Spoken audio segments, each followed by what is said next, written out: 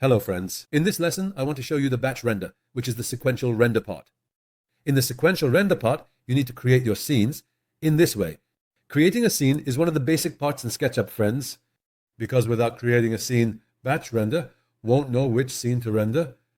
To save the scene, friends, you press the plus icon. It saves the scene, and the scene name appears here, friends.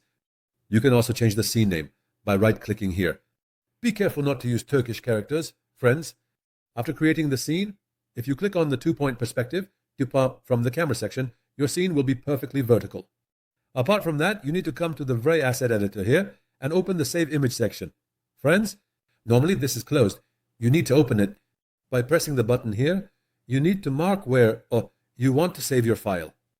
In the next part, friends, make your settings.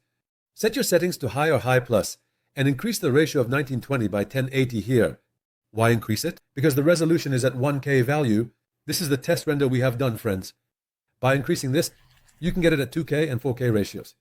But if you want to change the resolution, you can render each frame at a 1:1 ratio like this.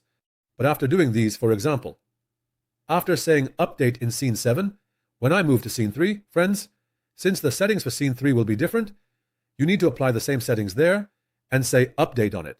This is also an important part, friends. Therefore, after making settings between scenes, it is beneficial to click on it and say update.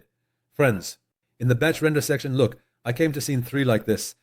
In scene 3, it also sees my settings at a 1:1 ratio like this. It has been set to view the scene from under the plant. You can make a setting like this. Batch render is an ideal method to avoid waiting in front of the computer, friends. Therefore, you can also use batch render.